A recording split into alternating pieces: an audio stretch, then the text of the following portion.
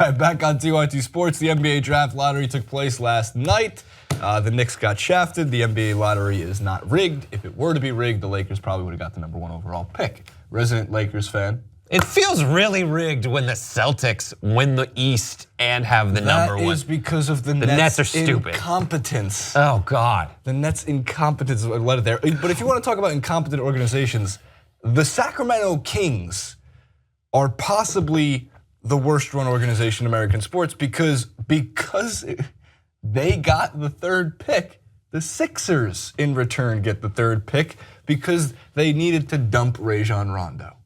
And that's how they lost. That was part of that trade. That's how they lost that. It was a 3-way deal. And now Joel Embiid, who is there, and I promise to give you the greatest 8 seconds of Joel Embiid ever. Have you ever heard Joel Embiid speak? No. Okay, do you know a little bit about Joel Embiid? No, not really that much at all. Fantastic rookie campaign through 37 games and then got injured. He was injured for the first 2 years of his career, and then it turned out that he was maybe the funniest man on social media. Great. For one, we'll throw in post, or at least can show you at some time. He's been on a mission to date Rihanna. Good. Aren't we all really? We truly are. And amongst many other things, but I thought this 8-second bit, this is element number 7, kind of just explains how great Joel Embiid is. Couple things real quick. Can you tell us went into the attire tonight? The shoes, very impressive. Oh, it's nice. I got some gold shoes on. It's pretty nice. Just, it's very simple. He's so humble. It's nice. I got some gold shoes on. He also was throwing a lot of. He was trash talking Magic Johnson, who's sitting right next to him. It's like Slick Rick. He was trash talking Magic Johnson? He was sitting right next to him with the draft lottery. Oh my God. Which is great. Magic's not small. You know? Magic is not small. Magic, but neither is Joel Embiid. Joel Embiid's 7'2". Right, but that's what I'm saying is like when you think of Joel Embiid, trash talking like, someone who's in an organization with a team, right. You would think that trash talk would be a very smaller person. Right. Not Magic Johnson of who's all like, people. what, 6'10" or So 6'8"? how did it break down? Well, the draft lottery reaction I thought was pretty summed up in one tweet that didn't even circulate that much. Finally, Boston sports fans catch a break. Oh, Jesus. That sucked.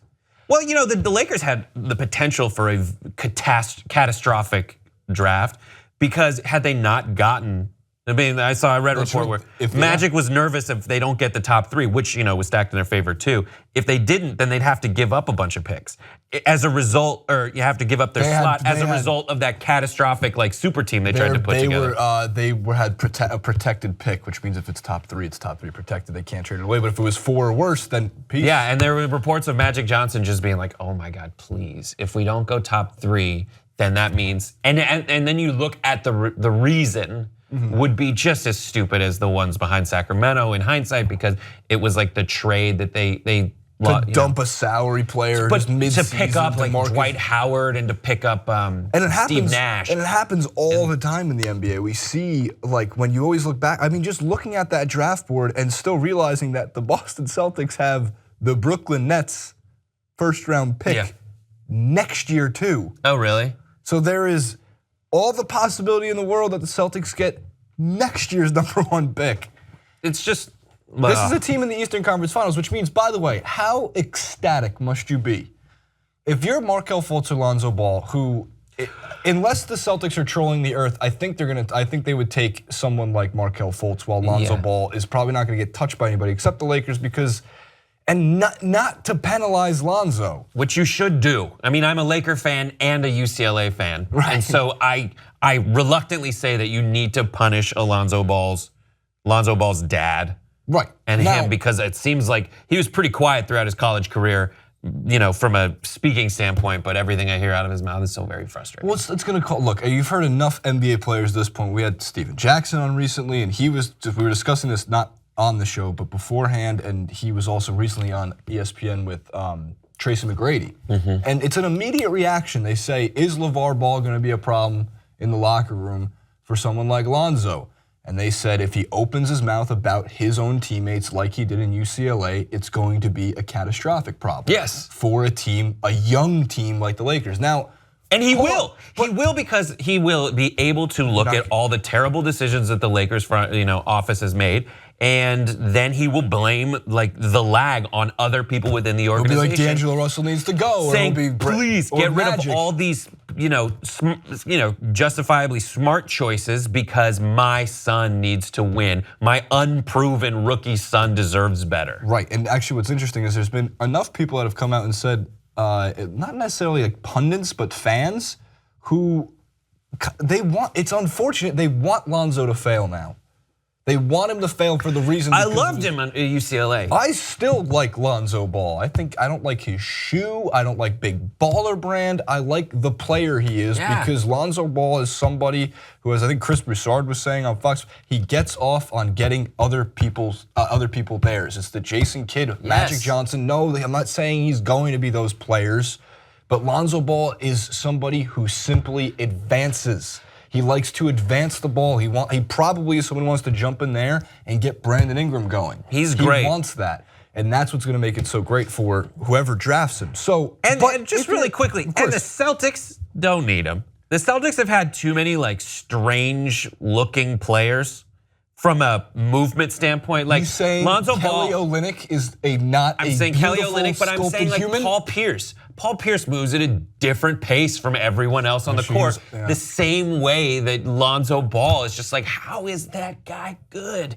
He shoots the ball like this. It's awkward. He's always like, he's got like that weird leaning forward body, posture as he moves. And I think the Lakers need something like that because you have D'Angelo Brandon. Brandon Ingram's got dopey eyes. He does have dopey eyes. He's got dopey eyes.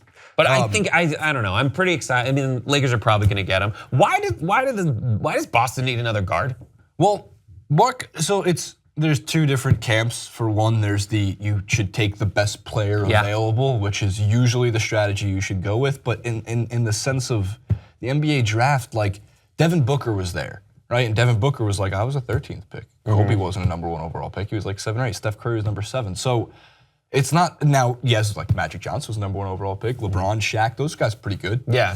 So you want to take the best player available, but it's one of those things where if you're any of the guys in like the top 3 or 4 projected picks, how are you not telling your now agent, yo, let me get to Boston? They're in the Eastern Conference Finals now. Yeah. And if you're a player, you're looking like, man, we're going to win 25 games next year, no matter how good I am out the gate, 35 games at the max. Or I can go to a team that could contend next year immediately, and I don't have the pressure of performing out of my mind because if they want to slowly develop me into the league, I'm playing on a team that's in the Eastern Conference Finals and will make the playoffs. So Markelle Fultz is a special player because of his. He has. I would say he has more experience playing on a shitty team, which is why I should come to the Lakers. That's very true. He has a very good experience playing on a shitty team. But in addition to that, like there's the really bad charts of like the check marks, like who's better at what. Yeah. It's like people forget. Like Lonzo Ball shot exactly the same, if not better than Ball and Fultz shot the same from like 3-point range. And people are like, oh, Lonzo Ball, man, much better 3-point shooter. No, man, you didn't watch a lot of Markelle Fultz tape because he wasn't. Right. Not just a UCLA thing, but he wasn't UCLA. He wasn't playing in the tournament, and his dad hasn't said anything yet. Yeah, I don't know. Lonzo had more of those like weird Steph Curry. He had some great moments. Half court spot up threes. Yeah, the whole ball fan, and that's something that people say, is Steph Curry not influencing the league? That's like, yeah, that's influence of Steph Curry. No one was pulling up from 33 feet. Right. So, by the way, the projected, now that we have what it looks like 1 through 10, because anytime people make mock drafts before the draft lottery is dumb. Well, if the lottery goes this way, this is the draft. Right. What if it goes that way? Right. What if the Miami Heat with 0.5% get the number 1 overall pick? Very quick side note. Why do the draft lottery is dumb, no? What do you mean? The idea that there is a possibility for the number 1 team in the East to end up number 1, or just the idea of because if drafting you trade a pick, numbers? I'm just saying drafting ping pong balls and luck. Well, it is a spectacle. It creates hype. It creates hype, but the tail of that hype, here's the thing, and this might just be a bad taste in my mouth. The specificity, the strange intervention that the league took in something as agreed upon on all sides as the potential New Orleans, LA Lakers, Chris Paul trade, that Stern stepped in and was like, no, you can't do that. For basketball reasons. For basketball reasons. Which, he averted super teams. Way to go, Stern. There are no super teams anymore in the NBA. Fuck you. Sorry.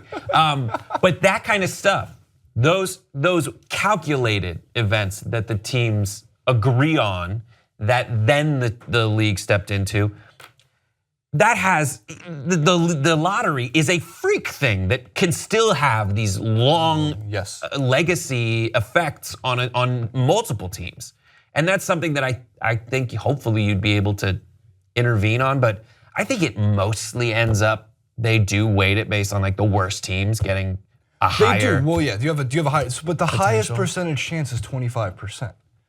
Of getting the number one pick? Of the number one overall pick. So you have a 75% chance of not getting the number one pick. Yeah, but look at the last few years. Like it has borne out that way. I mean, yeah, the Sixers. But the thing is, like, teams who are the worst, for whom the most probable thing works out, like the Sixers, still suck. Yes. Still suck. Yes. And still the other decisions that you make with your basketball future have that longer legacy. Like there are things that the Nets did that they thought would be great moves that didn't end up being good moves at all. From the business perspective of we need to win something now, it was a terrible trade in retrospect because of how many picks. But let's say they didn't have to give up as many picks and they could have figured out a way to maybe just dump more money or give up second-round picks. They brought Kevin Garnett and Paul Pierson and Jason Terry from the Celtics because they had a brand new arena and they're like, man, what if they have enough in the tank to get, just hypothetically, what if they had enough in the tank to get us to the finals? That always works out. And then all Karl of a sudden, Malone in a Lakers jersey. Yeah, Gary Payton in a Lakers jersey. They were close though, right? That was the Pistons year. They didn't win. They didn't win, that's all that matters. That's all that matters. The Dwight Howard Lakers. Do you remember the Keep Dwight in LA billboards that I don't know who put up, but somebody did? Like not even people in the Lakers. That's the thing about LA is it could just be one person. I thought it was a possible movie because I'm used to seeing movie billboards. It's like, wow, Keep Dwight in LA, July? So, but I totally get that Nets attempt to completely rebrand. And it was just terrible. It was a terrible move. And it was what happens when non-basketball people show up and are like, I want a basketball tomorrow. Right.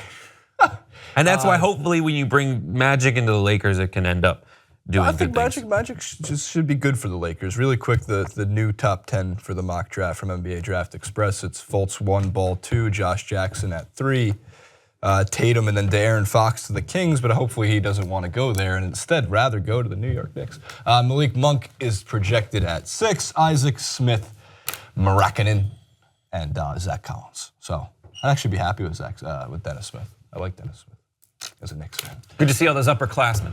Last time we had the 8th pick, we didn't pick Steph Curry because he was right before us at number 7. Would you have taken him? No, the Knicks definitely would have taken him. We would have found some like Albanian power forward who's been like, look at his 3. Whatever. Comment below, like, favorite, subscribe, blah, blah.